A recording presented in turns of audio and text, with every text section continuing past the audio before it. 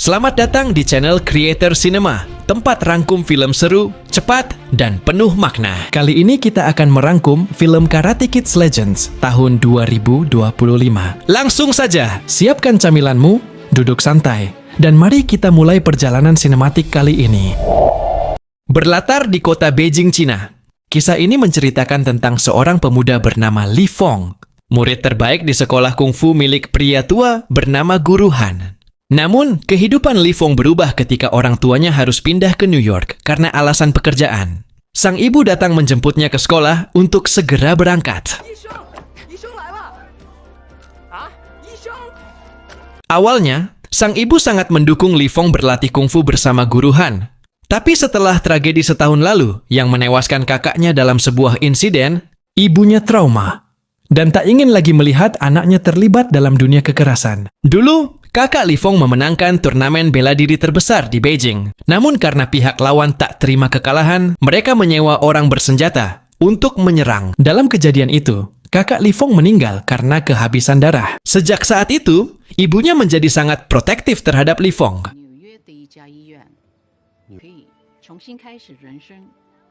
Mendengar bahwa mereka akan pindah ke New York, Li Fong sempat menolak karena ingin terus berlatih kungfu.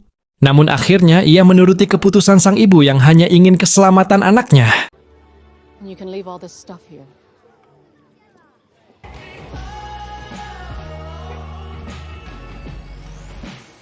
Sesampainya di New York, Li Fong mencoba menyesuaikan diri. Ia mampir ke sebuah kedai pizza milik pria bernama Victor.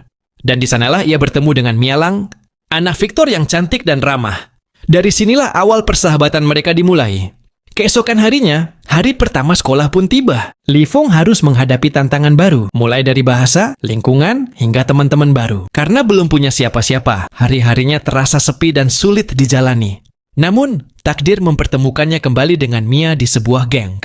Saat membantu Mia membawa barang, pandangan Li Fong tertuju pada sebuah dojo karate. Ia ingin mencoba latihan di sana.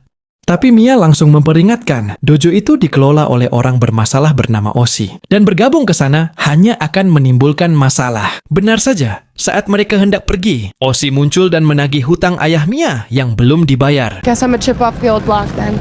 Tak lama setelah itu, Oshi menceritakan pertemuan itu kepada salah satu muridnya, Connor, yang ternyata adalah mantan pacar Mia. Mendengar Mia bersama pria lain, Connor pun naik pitam.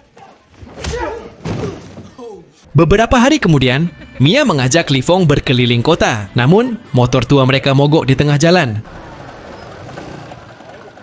Dan saat sedang mendorong, mereka bertemu dengan Connor yang langsung memprovokasi. Perkelahian pun terjadi. Akibatnya, Li Fong dipukuli habis-habisan. Mia merasa bersalah dan mengaku bahwa Connor dulunya orang baik, tapi sejak bergabung dengan dojo Oshi, dia berubah menjadi sombong dan kasar. Ia juga dikenal sebagai juara bertahan di turnamen karate terbesar di New York, Five Borough. Mia membawa Li Fong ke kedai ayahnya untuk mengobati luka-lukanya. Victor yang melihat keberanian Li Fong merasa kagum, bahkan memberinya nasihat agar belajar menjaga diri. Keep your guard up. Hands like this. Dari situlah hubungan mereka mulai akrab. Beberapa hari kemudian, Connor kembali menantang Li Fong di sekolah. Li Fong mencoba melawan, tapi lagi-lagi kalah.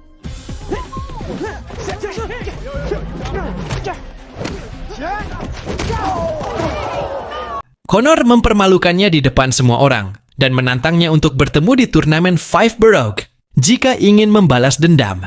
Malam itu, beberapa penagih hutang datang ke kedai Victor. Victor melawan tapi kalah jumlah. Melihat itu, Li Fong turun tangan membantu dan bersama-sama mereka berhasil mengusir para penagih. Sejak saat itu, Victor semakin menghormati Li Fong dan meminta bantuannya untuk melatih kungfu agar bisa ikut turnamen tarung bebas demi melunasi hutangnya. Awalnya Li Fong menolak karena janji pada ibunya. Tapi setelah meminta saran pada Guru Han, ia akhirnya setuju. Hari demi hari, mereka berlatih keras. Namun di malam pertandingan, Victor kalah dan terluka parah. Melihatnya terkapar membuat Li Fong kembali trauma. Teringat kakaknya yang meninggal dulu. Guru Han yang khawatir datang ke New York dan menenangkan Li Fong.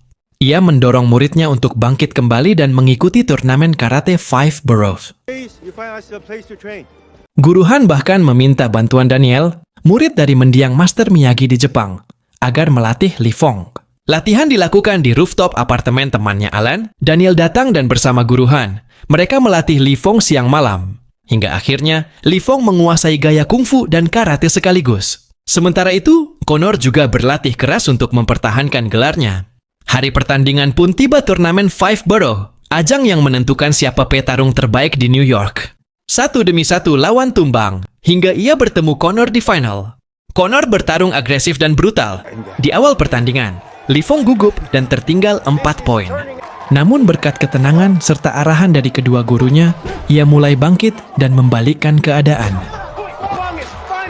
Tapi Li Fong tetap sabar dan menunggu celah. Sampai akhirnya, ia mengeluarkan jurus tendangan naga, teknik warisan kakaknya yang sudah dimodifikasi. Tendangan itu tepat mengenai Connor dan membuatnya terjatuh. Li Fong keluar sebagai juara Five Borough. Turnamen pun berakhir dan kemenangan itu bukan sekadar soal kekuatan, tapi tentang keberanian untuk berdamai dengan masa lalu. Kisah perjuangan Li Fong pun menjadi bukti bahwa kekuatan sejati tidak datang dari tangan, melainkan dari hati yang pantang menyerah.